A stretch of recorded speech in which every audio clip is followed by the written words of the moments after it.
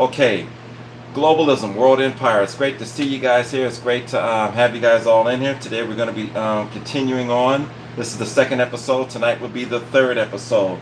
All right, so one of the things I'm going to be talking about today as far as the next generation and their concept of how they view far as what they think tomorrow should look like. And it's going to be pretty interesting right here. I'm reading from an article that's coming from Prophecy Watch News, and a lot of the mainstream, as they call it, mainstream media, I don't mess with because it's full of lies and deception. And when you get those seeds in your mind and your heart, it will cause you to not be able to discern what's actual factual information and what's unfactual information. So let's get started. Over the past few years, voters all over the world rejected globalism in favor of nationalism. In the United States, Donald Trump ran on an American First agenda and became president. He promised to stop illegal immigration, pull America out of bad international agreements, and change free trade deals to fair trade deal. Okay, months earlier, voters earlier before that in the United Kingdom opted to leave the European Union, known as Brexit. To this day, their decision remains a thorn in the side of the globalist elite.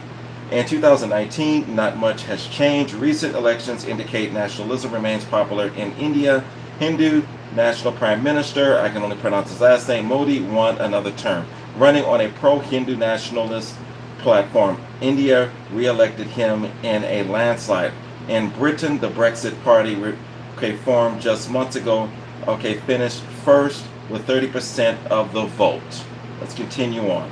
With 29 seats, it's now the single biggest party in the European Parliament. In France, President Emmanuel Macron saw his party lose ground in the European election to Marine Le Pen's national rally. Just 2 years ago, Macron handily defeated Le Pen in the presidential election. This time, her party won 23% of the vote versus 22% for Macron's party. In Italy, Matteo Nationalist Party, known as the League, finished first with 30% of the vote. Throughout the EU, the same story played out over and over. Nationalist politicians scored stunning victories. Does all this mean the world is reversing its trend toward globalism? No. Will traditional nationalist policies become the norm? Probably not. Recent events significantly slowed the transformation, but the world is still trending toward globalism. Despite recent setbacks, the globalist agenda is in a better position than it's ever been. Why? Because young people embrace it, and young people are the future. I'm going to go down here, and it goes on to say what they believe in. 79% believe in limitless movement around the world will empower them. 29% believe in a single global currency will foster great global unity. 61% believe global institutions like the United Nations are more representative of them versus national. 48%, or local government, 44%. Let's continue on.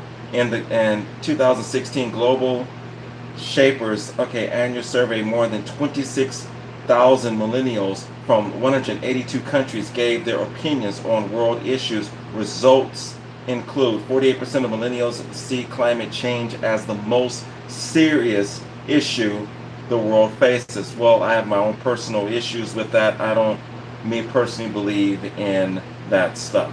Let's continue on, and I'm just going to close it right here. It says, a quote from Adolf Hitler says this. Adolf Hitler said this: when an opponent declares, "I will not come over to your side," I calmly say, "Your child belongs to us already. You will pass on. Your descendants, however, now stand in the new camp. In a short time, they will know nothing else but this new community." So you see right there, that is the thing what the Democrats play on. They really know how to play the long game. Hello, good to see you, CLC in Florida. And those are just some of the things that they like to do. Now I'm going to read a few other things, and then we're going to close this broadcast, and this will make up for last week. And it says over here from a book called The Deeper State from Lieutenant Robert Maggins.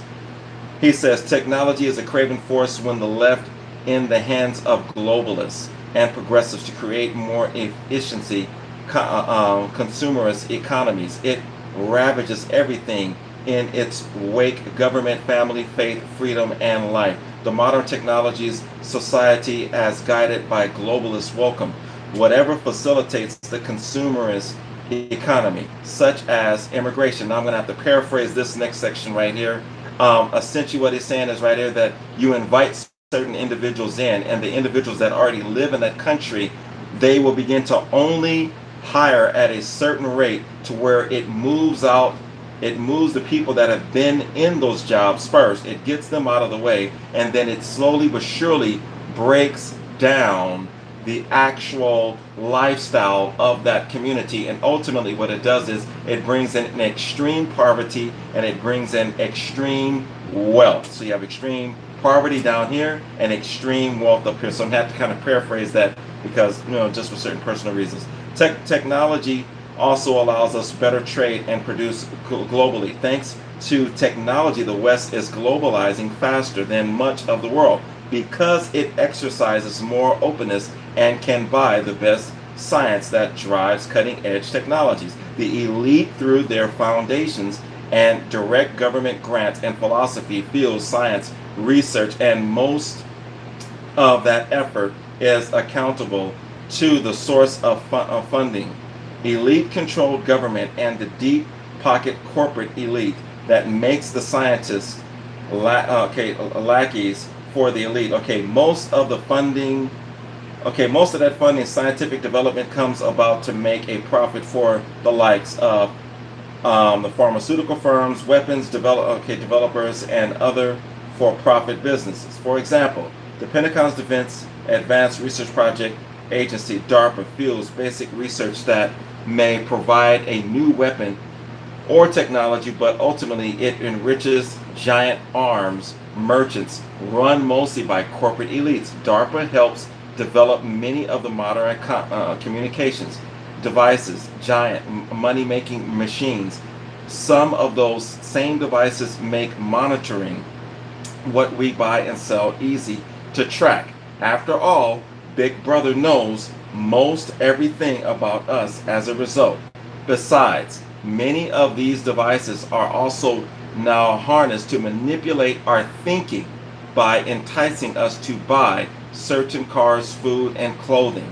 Science and technology belong to the globalist elite and keep them equipped with tools that fill their purses and better help to control the masses. Thus, we do live in a brave new world. So I'll just say it like this because I close in the next 3 minutes right here. See, if they can control your thinking, they can control your will. And with this, they can issue you and usher you straight into the abyss. That is the functionality, people, of how these individuals operate. Okay? So we have to get that in our minds, guys. That's the way these people think. Why am I bringing all this up? Partially of what we're dealing with today is our fault. These people are hungry for position and power and wealth. We today need to be hungry for position and power. Why? Not so that we can rule over people, so that we can keep certain individuals that may try to come in those positions and dominate other different communities, dominate our nation and other nations around the world, and keep that stuff at bay.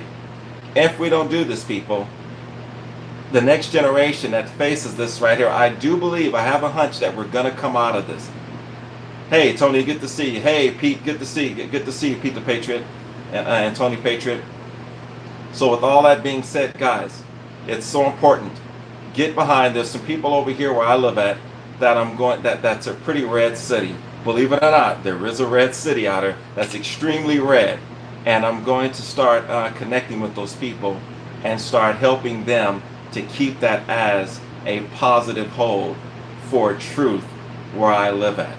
Because we have to start somewhere. And little by little by little by little, I believe we can start taking back moving back these strongholds and bringing in light. So I just want to encourage you guys with that, guys. Get involved. And just when you're getting involved in this fight of truth, because this is deeper than a fight of truth, guys. This is a fight for the souls of mankind. When you get involved in this, that's what's going to be eternally gratified, especially when you're doing it in the name of the Lord and you have a real relationship with the Lord Jesus Christ. Those works will be remembered throughout all eternity.